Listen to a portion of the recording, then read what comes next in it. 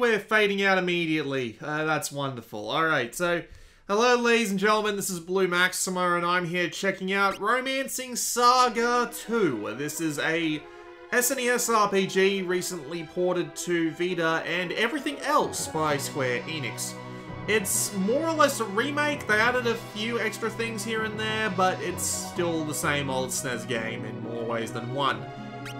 Not that much to see out here in the menu, not much in the way of options just yet. You can go and start New Game Plus basically immediately from just a regular save file, which seems entirely against the point of New Game Plus, but whatever, we'll just hit continue. I've been playing for about 4 hours at this point. I've already lost one Emperor, but I have gone through a time skip as well. This game's got a little bit of a weird thing going on with time skips and all that, but nevertheless, we're just going to load straight into my game anyway. I'm going to spend some time going through all the menus and stuff just right off the bat because there's really not that much to see here. The weird thing about this game though is that they don't really give you much in the way of a manual or a tutorial. So you're kind of just left to your own devices to figure out what you're supposed to do. And I ended up having to look up a guide for half this stuff because, well, honestly I didn't have that much time and I've been playing for about 4 hours.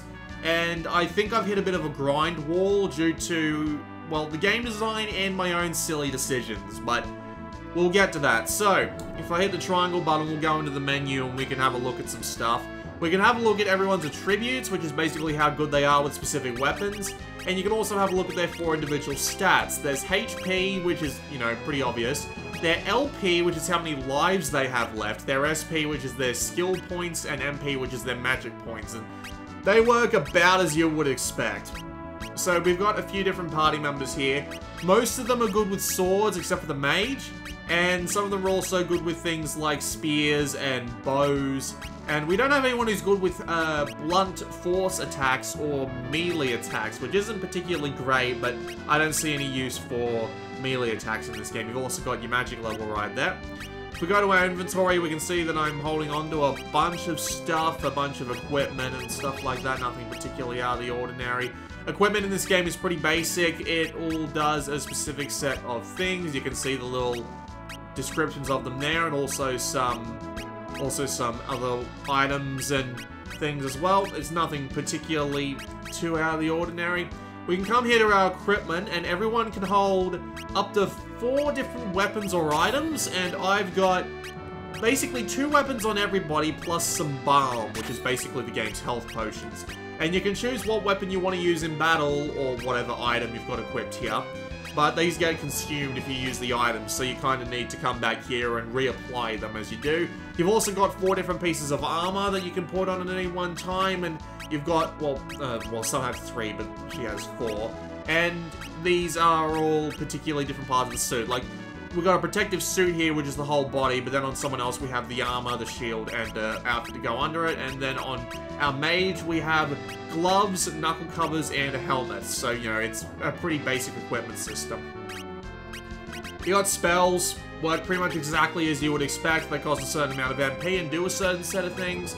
Same thing with skills, only they're more physical attacks instead of magical attacks. So if we go to Liza here, for example, you can see our 4 different skills that we got here, and she's got like 3 different sets of weapons to have skills on, which is actually kind of a neat little thing, because it means that you can choose how you want to go about your party and stuff like that. We got a formation here. I've only got 2 of them so far, and these are the 2 you start out with. You get more as you go on.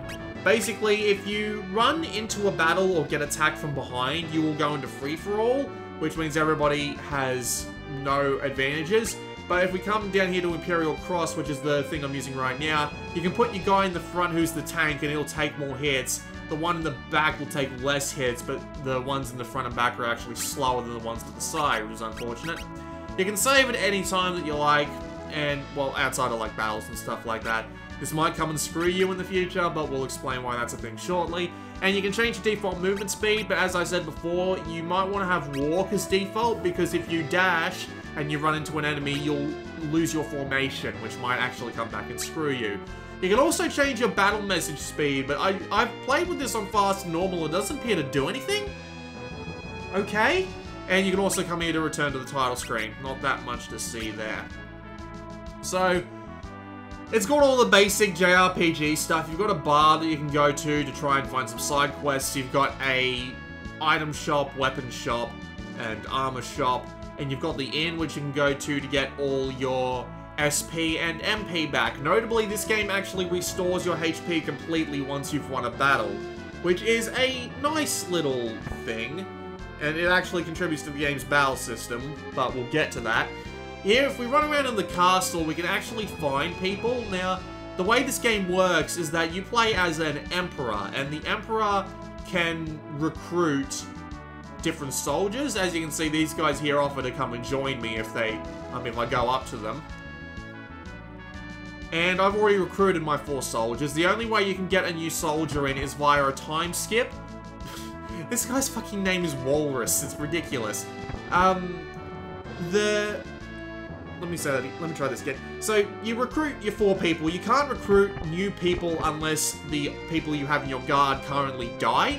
And the way they die is if they run out of LP. And the way they run out of LP is by letting their HP get down to 0. And once their HP gets down to 0, they lose an LP. And if they get attacked again during the fight without leaving the fight to get recovered, they will also lose an extra LP. And they will just die completely once they hit 0. You've got a fair few different kinds of people you can go for. You got ones with different skills and certain weapons and certain spells and stuff like that. But the main one I want to bring attention to is your main character, which is in this case, Orion. Now, Orion is the heir, and the heirs are slightly interesting because they actually inherit all the previous skills of the previous emperor that you were using before. So, his level 11 sword skills and level 5 light skills and his light spell. And the skills that he has right now, which we can go have a quick look at. All the skills he has right now are from the previous heir, which is kind of nice. But everybody else doesn't get that same benefit. You are stuck with their default stats until you go and level them up. And thanks to the fact that I read the guide, I actually know something about the way the combat system in this game works, which makes it a real pain in the ass. There are also a couple of other things you can do, like you get decisions from time to time on who to go help. And sometimes they'll get your way through the story, but I've only been playing for about 4 hours. Change your way through the story, but I've only been playing for about 4 hours. You can also come up here to the top right to get weapons and armor developed, but I've only gotten a rapier so far, which isn't particularly great. And you can also pay money from the treasury in order to get stuff developed. I apparently got an orchard developed at some point, but I don't know where it is in town. Also notably, you can only carry 10,000 gold on you, but if you return to town once you've spent it all, you can get your wallet refilled, and you get money in the treasury by finding it in treasure chests. You can find something like 200,000 gold in random treasure chests, which is kind of ridiculous. So here's the world map. I've already cleared out the Watchman Nest, the Sealed Cave, and the Goblin Hideaway. There is also the extra towns over there, and you want to know what? I actually don't think I've been to the Watchman's Nest yet, hang on. Have I been here? No, I must have been here. There's no enemies around. But yeah, what was I saying? So, there's a story to this game. Not really that much of it, though. You want to know the overall summary?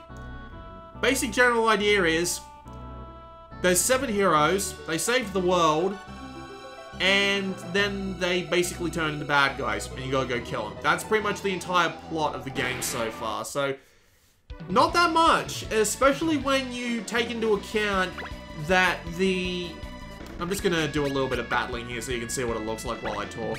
It's a little bit weird because considering that you can get the, brain, come on. Especially that since you can change heirs, it makes it really hard to keep a general story going because since you can change heirs, it means that you end up in a situation where you can't hang on to the same plot that was being done with the previous emperor. Wow, I'm getting my shit wrecked. And this is pretty much exactly what I expected to happen because, yeah, it's not great. So yeah, you can't keep a very consistent story going on if you're swapping heirs all the time, whether it be either by total party wipes or time skips. At certain points in the story, it'll skip forward in time via few hundred years. Oh, well, not a few hundred years. See, I've already lost one guy here, which is great, and he just took another life point of damage, which is not great. And considering this is really the only place I can go right now, it's even worse, but we'll get to that. So, here's the basic combat system, more or less. I mean, there's not really that much else to it. It's pick your weapon, use it on a specific enemy. Certain enemies take certain damage from certain weapons, and it's kind of hard to keep track of all of it. Mainly because there's so many different kinds of enemies and so many different kinds of things that you need to keep track of here. I don't think I'm actually going to be able to get that guy back up, but it doesn't really matter. Yeah, I can't get him back up because there's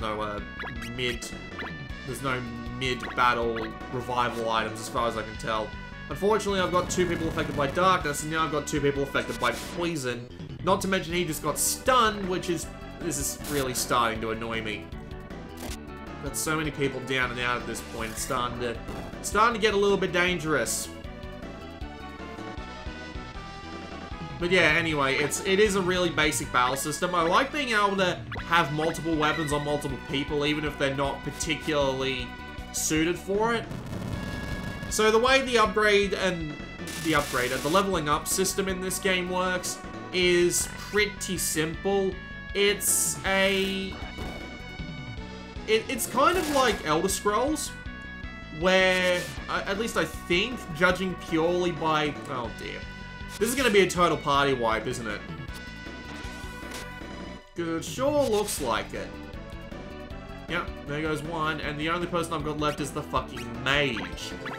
That sounds about right, honestly.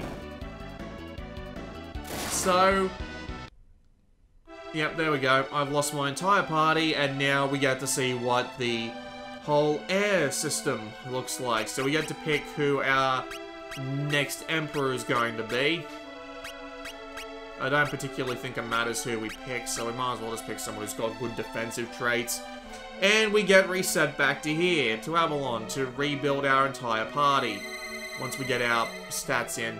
But I'm not going to do that. I'm going to go back to the title screen and try and find an actual easy fight, because that was insane.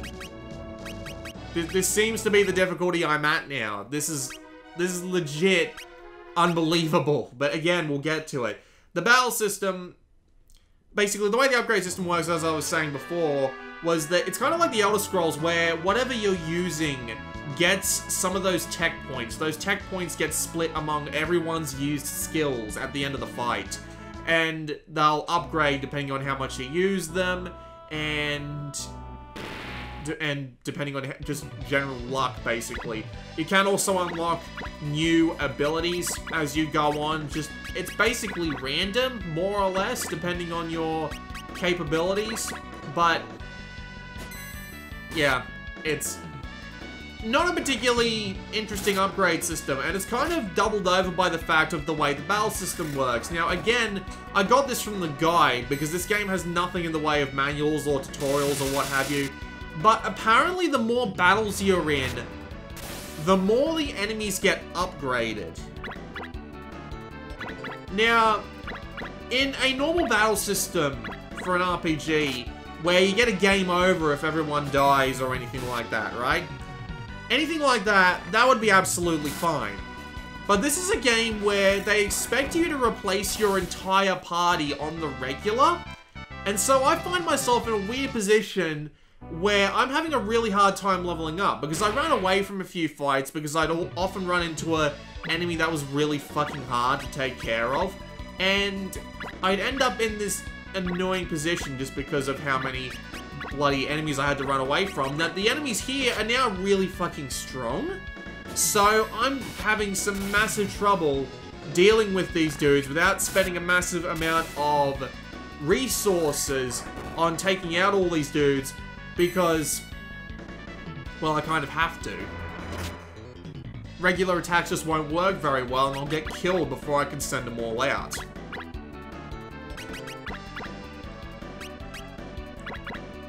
Combine that with having to remember what weapons and what spell types and all that every particular enemy is weak to, and you just kind of end up in this really bad position where everybody's out leveling you and you don't really have the strength to go out and actually win fights. Combine this with the fact that all your dudes basically have a limited lifespan because of, you know, they can't get knocked down a certain amount of times without being lost forever, and it's kind of annoying. At least you don't lose all the equipment that you get. There are pieces of equipment that will get sent back to your storage even if you have a full party wipe, which is a nice thing to have, but it just means that the game is, well, for me at least, it's really fucking hard. I can't deal with half the shit that's getting thrown at me just because of how much the enemies seem to have gone stronger. The only upside is that I've got this big guy in the middle who can take out a lot of dudes in one shot after a while, but it's still going to be a massive pain in the ass leveling up my dudes, because as far as I can tell, they don't get points if they don't survive the fight. So they can't level up their weapon skills or anything like that, which is just going to...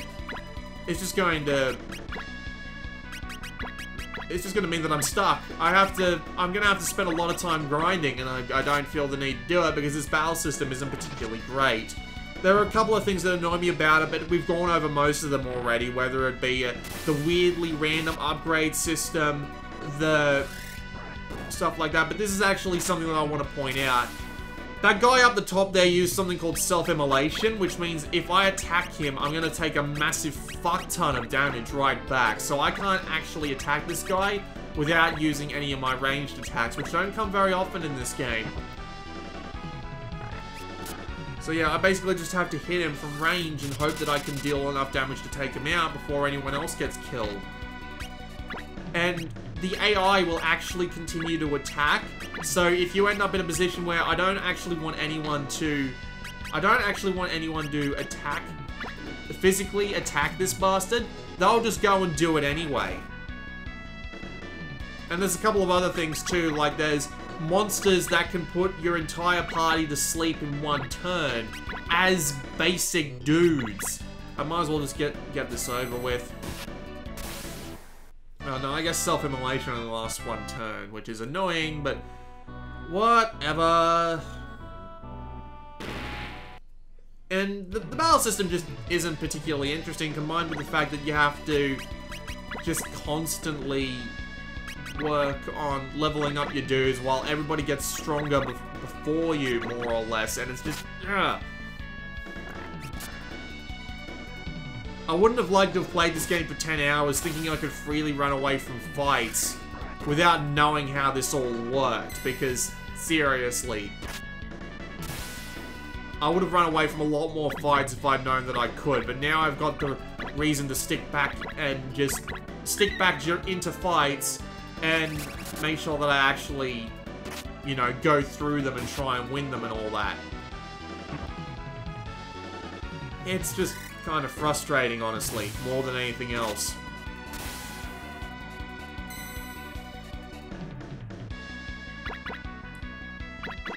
It was funny, I was actually looking up this game on the Japanese game wikis because they were... let me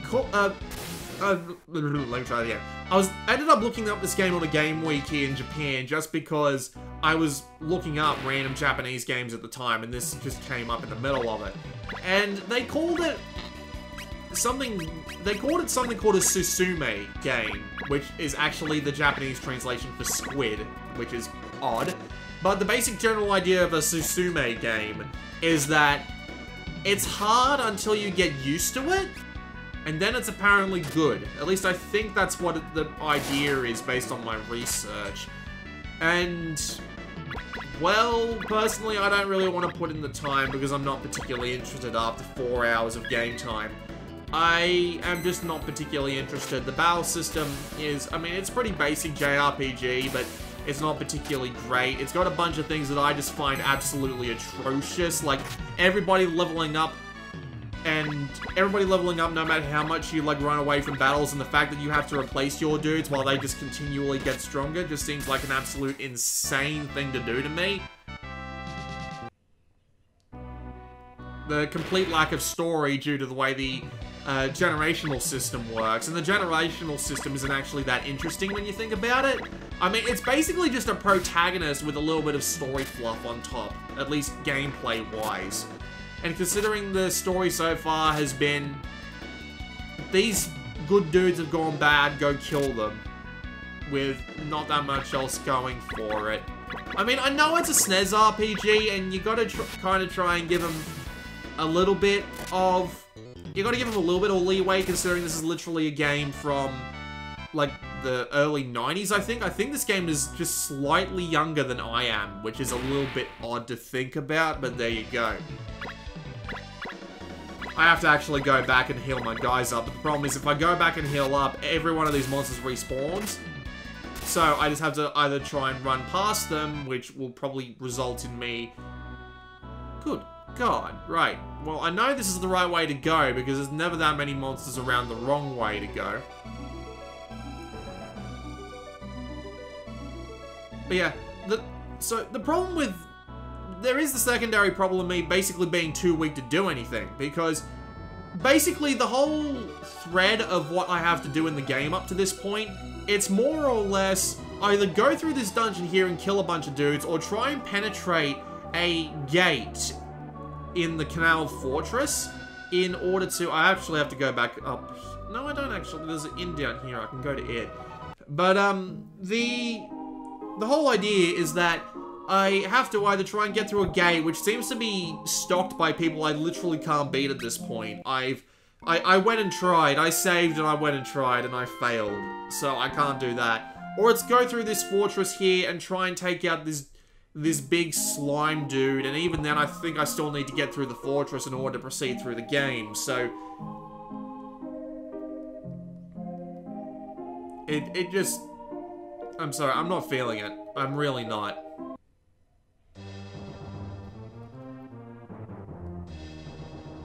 I went up, not down. I shouldn't even be going there. I should go back to the Fiend's Cloister. What else is there to talk about? Well, graphically, it's not that bad. I mean, they've clearly done a little bit of up-resing work because, you know, it's a remaster of a SNES game. You'd want them to up-res some of the graphics here, although it's not particularly fantastic. I'm going to want to run from this just because I'm out of formation. You can actually get right back into the battle, but they also give you an opportunity to run away. There we go. That will hopefully deal me a little bit better.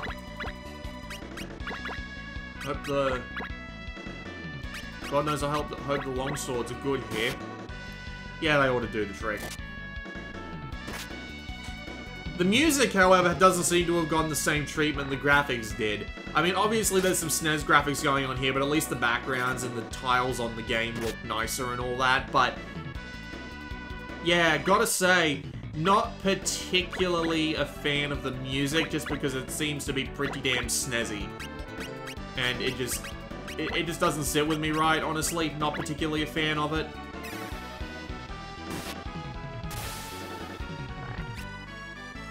Look at that miss.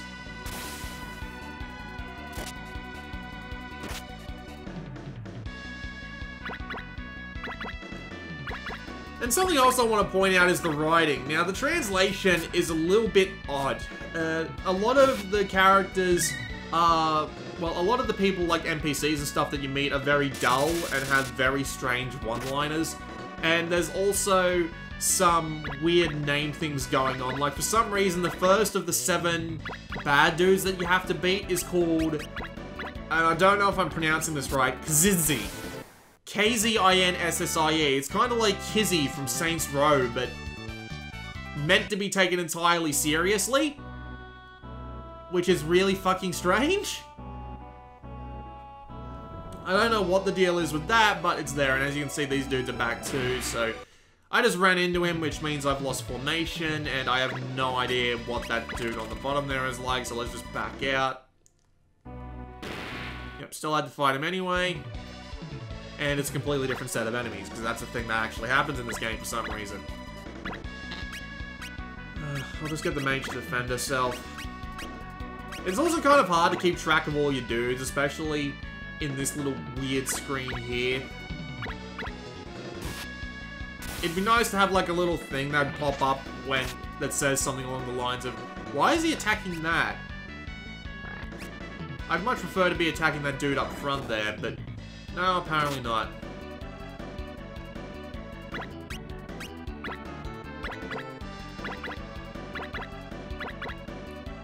Probably should have used some of that, wide range. Yep, see, there it goes. That wasn't what I asked him to attack, but he ended up attacking the fucking flame dude anyway. And considering he was in self-immolation mode, it did an absolutely fucking huge amount of damage, which was enough to kill him. I hate that. I absolutely hate that. That should not be a thing in any RPG. It's entirely unnecessary.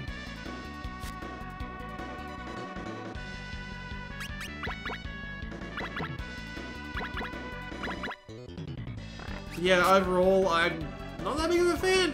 I'm really not. I mean, it's a pretty basic JRPG, and I haven't really found the reason to love it yet after 4 hours. And as we all should know by this point, this is a first impressions channel, not a game reviews channel. My first impressions are not particularly positive. I'm guessing this game was a niche game for a reason?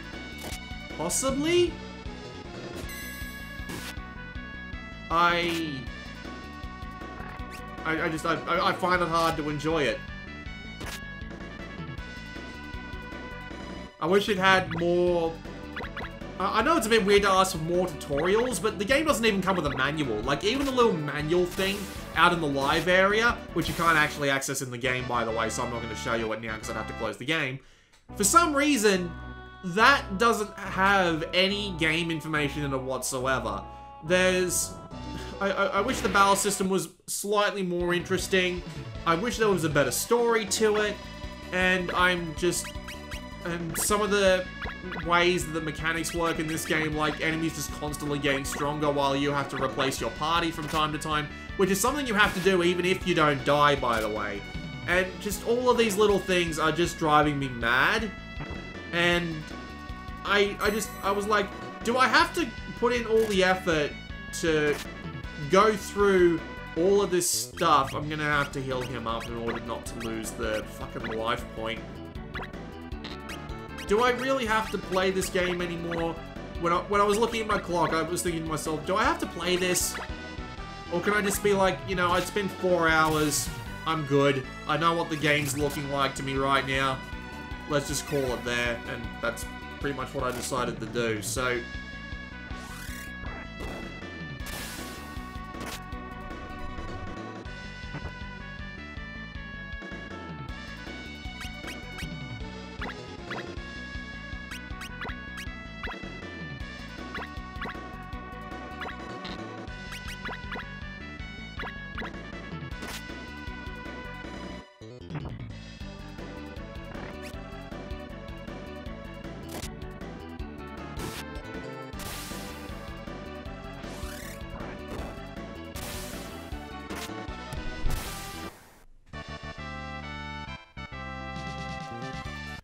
You know what, I'll head us back and get rested up and all that, and I'll try and have another go at that gate. I guarantee you I won't be able to go through it, but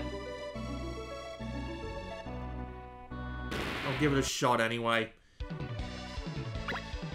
There's one thing that they never actually tell you in this game. The square button is like an instant leave button for like friendly towns and stuff. It took me a while to figure that one out. I was just running around all over the place. But anyway, Nibel. We go to Nibel, we heal up, and then we take on that gate. Yeah, I was actually kind of looking forward to playing this. I have a bunch of classic SNES RPGs that I need to get around to. Everything from Final Fantasy to Live a Live. At least I know now that Romancing SaGa 2 isn't something that I would particularly enjoy.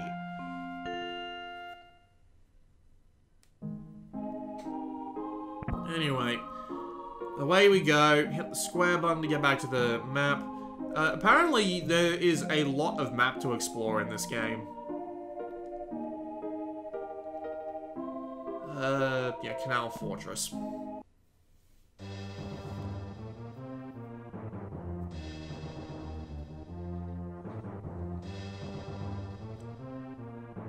gate's right here. There is actually another way into this area, which I might as well explain. There's a guy in the bar up to the top left. If you pay him 20,000 gold, he'll bring you down here, and you can use, like, a boat to get in there, but it's one time only. And I actually ended up having to leave because I ran out of SP before I could get deep into this, and now I'm stuck fighting these dudes again. Which is weird, because I was able to come out the back door, so why didn't I just, like, bust down the gate while I was in there, and then come back and only have to fight, like, some of these monsters at once? But, yeah, it's weird. I don't understand it, but, well, let's get into it, I guess. We'll use all the abilities I've got to try and take out as many dudes as fast as humanly possible. This probably won't work out so well, though, because these guys are really fucking strong. Also, these goblins are named Dobby, which is actually kind of funny when you think about it. I don't know if I'm meant to take these dudes down or directly attack the gate, actually, which is an interesting thing. But yeah, there goes my tank in front already, and I've already got a bunch of dudes that are hurt. Can I? No, I can't actually attack the gate from here, which is annoying as fuck. Right, fireball that dude, might as well see what how Beast Slayer does. And, oh great, this guy doesn't have any fucking potions on him. Alright, fine. Healer girl, hit triangle, get the menu. Okay, you get yourself, double cut him, and we'll probably lose another party member this turn, because seriously, these guys are really fucking strong. Yep, there goes another one. Well, I took out the gargoyle at least. Okay, no, apparently I can hit the gate. And there's another gargoyle. That just comes out of nowhere. Yeah, I'm pretty sure it's impossible for me to do it this way. Great, I think I just completely fucked myself. And that's the end. Oh no, that's not the end of that. Now that's the end of that, because there's no way I'm avoiding any attacks, because I'm completely stunned, and that means they get another attack on, and I am dead. Yeah, that's it. That's all I got. I got nothing else for you. I find it very hard to enjoy this game. Its mechanics, its story, it's pretty much everything. I don't like it. I don't like it very much at all. Which is a shame, really. This has been Blue Maxima, and I will see you all next time.